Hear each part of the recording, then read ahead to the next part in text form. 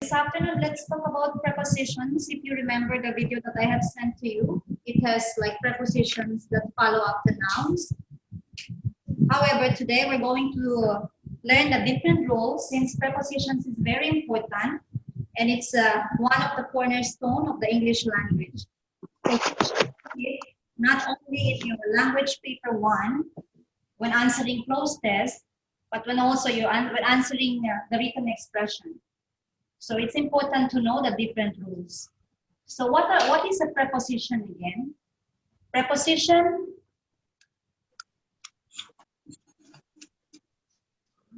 Click on it. Yes. No, touch it. Prepositions are relationship words, as you all know. It gives clues. It gives clues and links to other main words in the sentences. So if you, there are actually hundreds of prepositions in the English language. And if you want to remember them in a very fun way, you can think of a bunny and think of the many ways that a bunny can do an action. So think about the many ways that a bunny can run everywhere. Example, look at this preposition that I have put here on this side. The first one is up.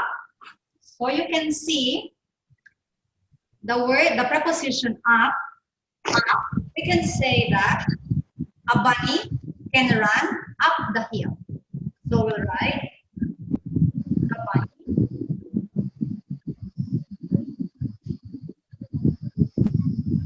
can run up the hill. So if you say the preposition down, then you can write a bunny. So we'll try to first.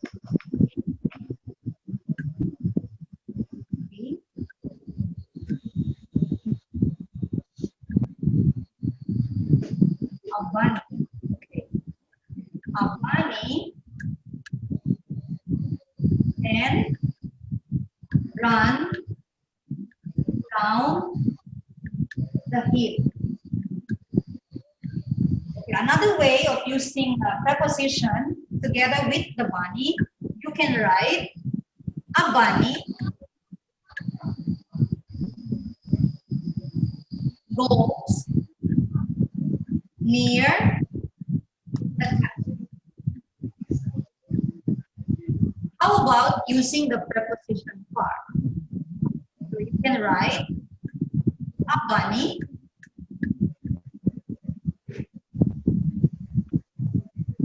is going far away. When you use the preposition by with the bunny running everywhere, you can write a bunny ran by the fence. How about the preposition at? You can write this way: a bunny is staring at the sky. Okay. So those are just examples on how to use the preposition using the subject, the bunny. You may continue using around, close, and always.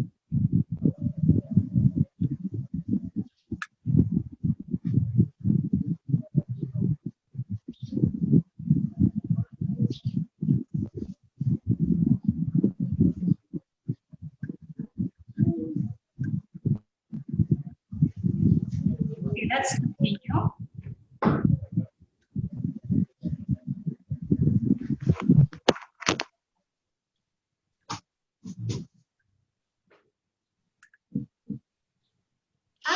There are many prepositions that you have to remember, but don't forget that a preposition always connects nouns, noun phrases, or pronouns to other words in a sentence. There are different types, as you can see. There is preposition of time. There is preposition of place, prepositions of direction, prepositions of agent, prepositions of instrument, prepositions of reason, and prepositions of possession. However, this afternoon, let's look at the random prepositions and let's study the different rules for this different for preposition. So you can see another example that follows.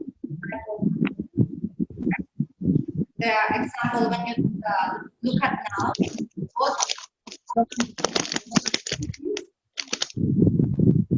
always the noun. You can see here that go to London. Preposition to and the noun is London. When it's being used on noun phrases, example is jump over the fence. So the preposition is over and the phrase is the fence. So this is actually the lesson for topic on the book, but I'm just trying to introduce to you the different rules since it's going to help you in the national exam.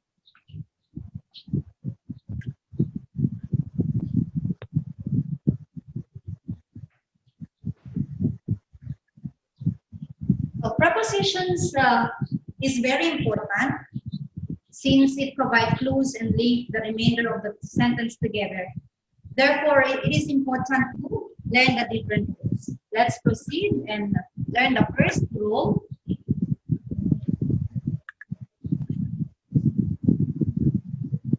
Okay, the first rule is you have to pair them properly. Oftentimes, it's very confusing to find the correct preposition when you're dealing with idioms. So what are idioms? Idioms is actually expressions, idiomatic expressions in English that is not giving you a literal meaning. So when you see idioms and you're trying to put some prepositions, it will give you like hard time. But however, I have some examples here for you. This is an example of idioms. Number one, George would love to attend the party.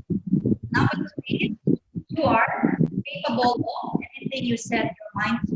This is an example of idiomatic expressions.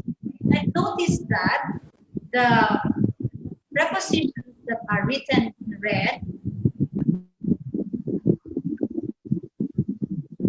prepositions that are written in red here is actually a correct preposition. Since you cannot use other prepositions, it will give you another meaning. Example, if you say George would love to attend the party and you're going to change this preposition to with using with, then it will give another meaning. Would love with attend the party. So it becomes wrong. So let's look at the second example. You're capable of anything you set your mind to. You cannot use the preposition at here because that's definitely wrong. You are capable at anything you set your mind to. The preposition to and of in these examples are actually appropriate prepositions to you. So you have to consider all the time how to pair them properly when you're writing.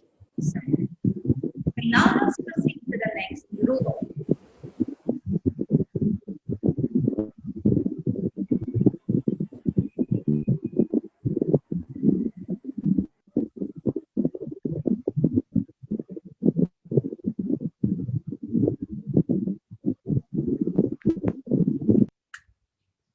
Okay, the next one is you have to watch what follows. So that prepositions always take nouns, noun phrases, adverbs. Then it's important to know what precedes the preposition. Let's look at the example. Examples. We have the bone was for the dog. And the next example is the bone was for walk. Let's go back to this first example. The bone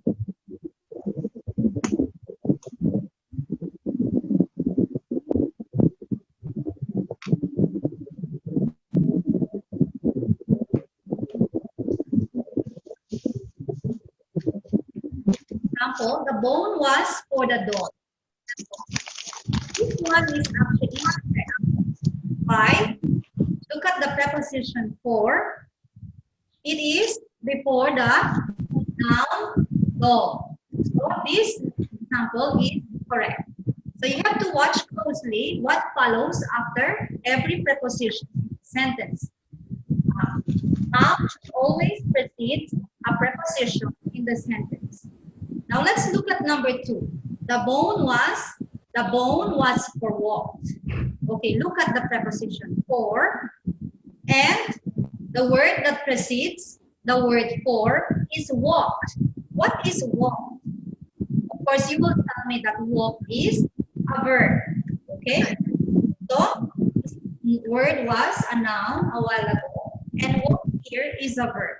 So, this is wrong because after a preposition, the word that precedes should always be a noun or noun phrases.